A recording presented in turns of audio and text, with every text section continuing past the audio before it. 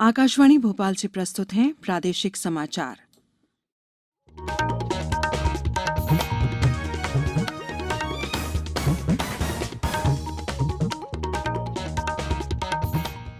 नमस्कार। समाचारों के साथ मैं शेख महाजबीन अल्मास। पहले एक अपील। भारत ने कोविड टीकाकरण अभियान के अंतर्गत 100 करोड़ टीके लगाने का लक्ष्य हासिल कर लिया है। इस महत्वपूर्ण कार्य में योगदान करने वाले चिकित्सकों, नर्सों और अन्य स्वास्थ्य कर्मियों का आकाशवाणी अभिनंदन करता है। इसके साथ ही हम आपको सतर्क भी करना चाहते हैं कि कोविड अभी समाप्त नहीं हुआ है। आप सभी से हमारी अपील है कि यथाशीघ्र दोनों टीके लगवाएं और अन्य लोगों को भी टीके लगवाने के लिए प्रेरित करें। त्योहारों के समय कृपया इन 3 आसान उपायों का पालन अवश्य करें। मास्क पहनें, 2 गज की दूरी बनाए रखें, हाथ और चेहरा साफ रखें। कोविड से संबंधित कोई भी जानकारी और मार्गदर्शन के लिए राष्ट्रीय हेल्पलाइन नंबर 011239780046 और 1075 पर संपर्क करें। अब इस बुलेटिन के समाचार। सबसे पहले मुख्य समाचार। मुख्यमंत्री ने कहा, सिंचाई के लिए बिजली की कमी नहीं होने दी जाएगी। आज प्रधानमंत्री नरेंद्र मोदी देशवासियों से मन की बात कार्यक्रम में अपने विचार साझा करेंगे और T20 क्रिकेट वर्ल्ड कप में आज भारत का मुकाबला पाकिस्तान से होगा। अब समाचार विस्तार से। मुख्यमंत्री ने कहा है कि बढ़ती कीमतों और लागत के बावजूद सिंचाई के लिए बिजली की कमी नहीं आने दी जाएगी। वे मुख्यमंत्री किसान कल्याण योजना के तहत राज्य के 44 जिलों के 77 लाख से अधिक किसानों के खाते में 1540 करोड़ रुपए की राशि अंतरण कार्यक्रम में बोल रहे थे। इस अवसर पर कल भोपाल में आयोजित राज्य स्तरीय कार्यक्रम में उन्होंने कहा कि किसानों को सस्ती बिजली मुहैया कराने के लिए राज्य सरकार लगभग 21,000 करोड़ रुपए की बिजली सब्सिडी प्रदान कर रही है। उन्होंने कहा कि उन्होंने अंतर्राष्ट्रीय बाजार में खाद की कीमतों में बढ़ोतरी होने के बाद भी किसानों के लिए पुरानी दर पर ही खाद उपलब्ध कराई जा रही है। श्री चौहान ने 1 नवंबर से किसानों के अविवादित खाते अलग अलग करने के लिए अभियान चलाए जाने की भी जानकारी दी।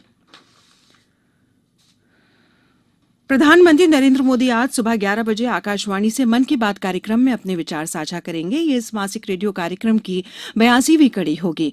मन की बात कार्यक्रम आकाशवाणी और दूरदर्शन के समूचे नेटवर्क पर प्रसारित होगा। यह आकाशवाणी समाचार की वेबसाइट और news on AIR mobile app पर भी उपलब्ध रहेगा। आकाशवाणी समाचार, DD न्यूज, प्रधानमंत्री कार्यालय तथा सूचना और प्रसारण मंत्रालय के YouTube चैनलों पर भी ये सीधा प्रसारित होगा। खंडवा लोकसभा और रैगांव, निवाड़ियों एवं जोवट विधानसभा सीटों पर होने वाले उपचुनाव के लिए प्रचार जोर पकड़ने लगा है। मुख्यमंत्री शिवराज सिंह चौहान ने कल खंडवा लोकसभा के बुरहानपुर और जावर में चुनावी सभा को संबोधित किया। वहीं पार्टी के लिए स्टार प्रचारक कैलाश विजयवर्गीय और पंकजा मुंडे सतवाड़ा गांव में चुनावी सभा में शामिल हुए।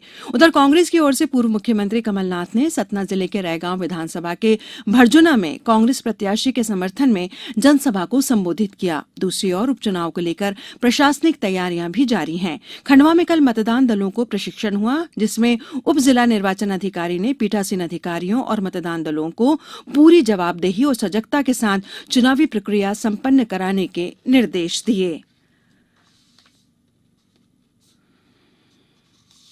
देश में कोविड टीकाकरण 1 अरब 2 करोड़ का आंकड़ा पार कर गया है। इसमें 71 करोड़ 53 लाख टीके पहली डोज के रूप में और लगभग 30 करोड़ 49 लाख दूसरी डोज के रूप में लगाए गए हैं।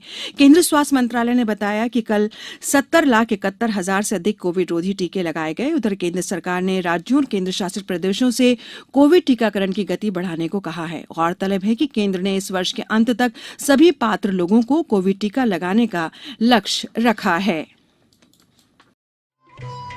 कोविड-19 से बचाव और सुरक्षित रहने के 3 उपाय। मास्क लगाएं, 2 गज दूरी है जरूरी, सुरक्षित दूरी रखें, हाथ और मुंह साफ रखें।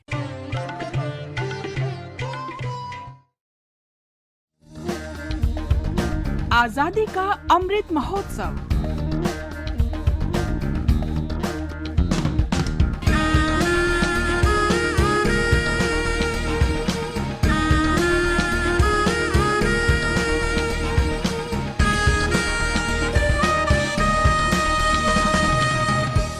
आजादी के अमृत महोत्सव पर प्रश्नोत्तरी प्रतियोगिता अब से हर बुधवार।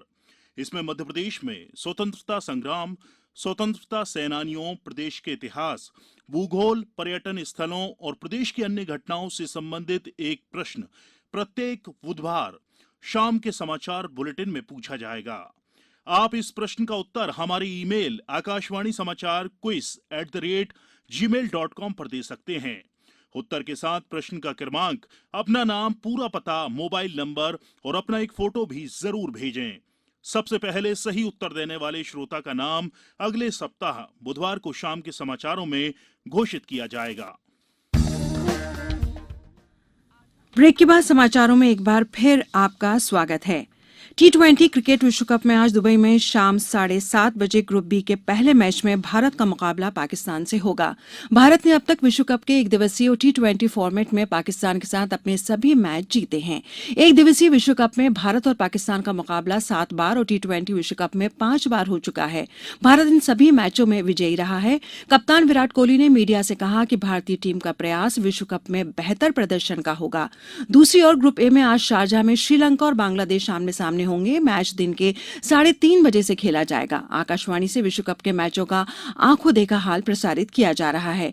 वहीं कल हुए T20 क्रिकेट के विभिन्न ग्रुप मैचों में अबू धाबी में प्रतियोगिता के ग्रुप ए के सुपर 12 के चरण के पहले मैच में ऑस्ट्रेलिया ने दक्षिण अफ्रीका को 5 विकेट से हराया और दुबई में दूसरे मैच में इंग्लैंड ने मौजूदा चैंपियन वेस्टइंडीज को 6 विकेट से मात दी। खाद्य तेलों की कीमतों पर नियंत्रण के मद्देनजर केंद्रीय खाद्य मंत्रालय ने सभी राज्य सरकारों को खाद्य तेल का भंडारण तय करते समय पिछली भंडारण सीमा आदेश को ध्यान में रखने को कहा है।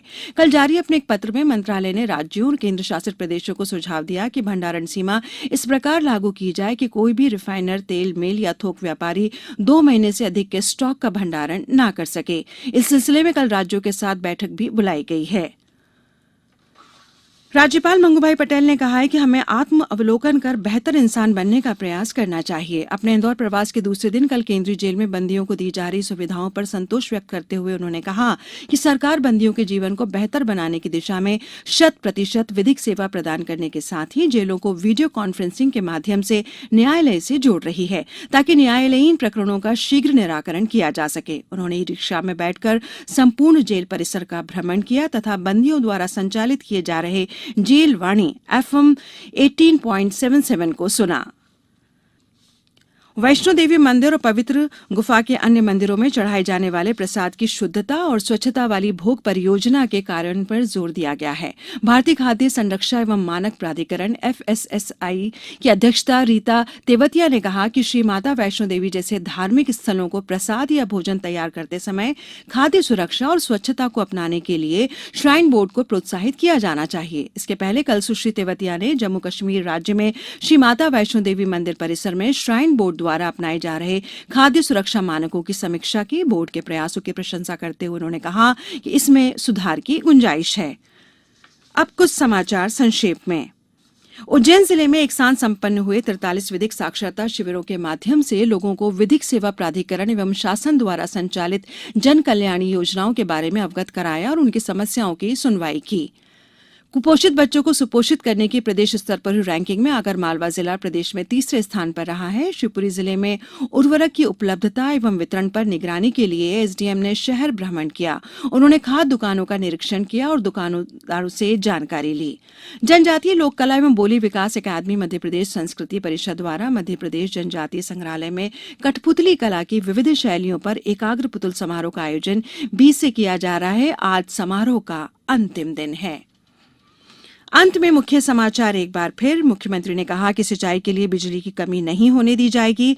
आज प्रधानमंत्री नरेंद्र मोदी देशवासियों से मन की बात कार्यक्रम में अपने विचार साझा करेंगे और T20 क्रिकेट वर्ल्ड कप में आज भारत का मुकाबला पाकिस्तान से होगा।